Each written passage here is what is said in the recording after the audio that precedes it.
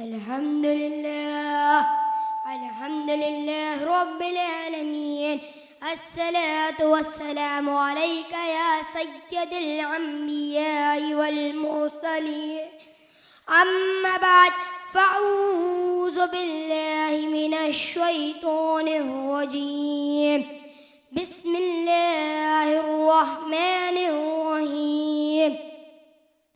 جان سارے سید ابرار کی باتیں کرے، مصطفیٰ کے پہلے پہلے یار کی باتیں کرے، جن کی نظروں میں ہمیشہ جلوائے جانا رہا، جن کی نظروں میں ہمیشہ جلوائے جانا رہا، عاشقوں کے قافلہ سالار کی باتیں کرے.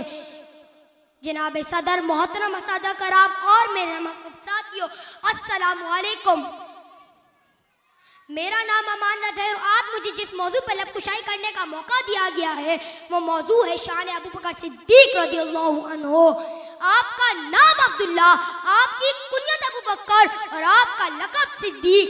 حضرت ابو بکر صدیق رضی اللہ عنہ نو انسان تھے جنہیں خیر البشر سید اولین و آخرین حضرت محمد صلی اللہ علیہ وسلم کی زیارت نصیب ہوئی، بلکہ ان کی خدمت اور دین حق سیکھنے کا موقع نصیب ہوا.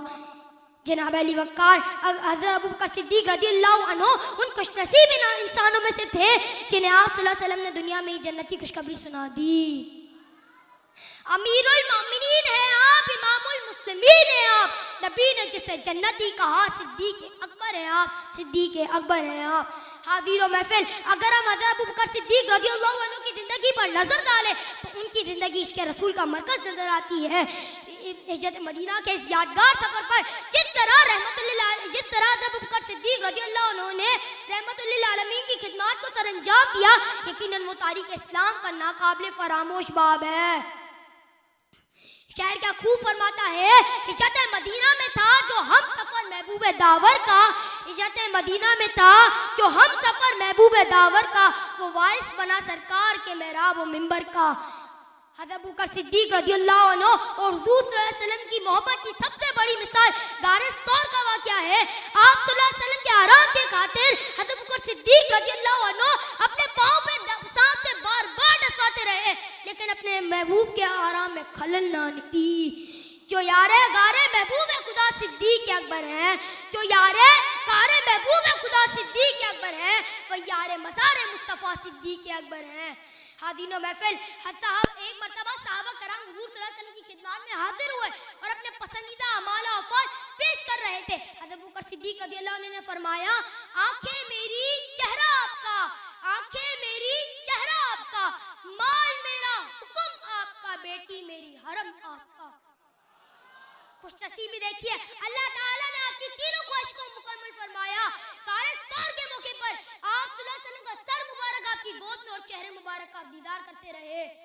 غزوہ تبوک کے موقع پر اپنے گھر کا تمام سامان حضور اقدس صلی اللہ علیہ وسلم میں پیش کر دیا اور اپنی دوسری خواہش کو مکمل کرا. اور تیسری خواہش حضرت عائشہ رضی اللہ عنہا کا حضور صلی اللہ علیہ وسلم کی زوجت میں آنا، وفائی نثار اور جان نثار کا اگر کوئی وجود ہوتا تو یقیناً وہ صدیق اکبر کی شکل میں ہوتا. شاعر کیا خوب فرماتا ہے، یقیناً منبع خوف خدا صدیق اکبر ہے، یقیناً منبع خوف خدا صدیق اکبر ہے، عاشقی خیر الورا صدیق اکبر ہے. حضرت ابو بکر صدیق رضی اللہ عنہ اور حضور صلی اللہ علیہ وسلم کی محبت ایک طرفہ نہ تھی، بلکہ آپ صلی اللہ علیہ وسلم بھی آپ سے خاص لگاؤ رکھتے تھے. ایک مرتبہ آپ صلی اللہ علیہ وسلم نے ارشاد فرمایا، وَإِنَّ اللَّهَ بَعَثْنِي لَكُنْتُمْ كَذَبْتَ وَقَالَ أَبُو بَكْرَ صَدَقْتَ. یعنی اللہ نے مجھے تم لوگوں کی جانب محبوس فرمایا، جب تم لوگوں نے مجھے جھٹلایا ابو بکر نے میری تصدیق کی. آخر میں بس یہ کہنا چاہتا ہوں، اللہ ہم سب کو عاشق رسول بنائے، ہمارا حولیہ اعمال و افعال اس طرفہ رکھا ہے کہ ہم آخری نبی کی امتی ہے جس سے صحابہ کرام نے ایسا عشق کر دکھایا جس کی مثال نہیں ملتی.